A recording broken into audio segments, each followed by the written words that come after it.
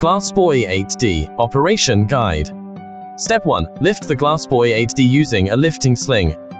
Step 2. Turn on the main power switch.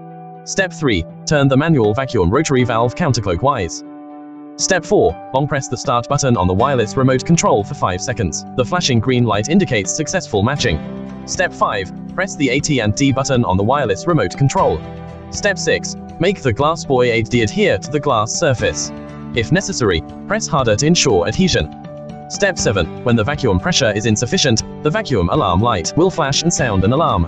When the vacuum pressure is sufficient to safely handle the glass, the vacuum alarm light will go out and stop buzzing.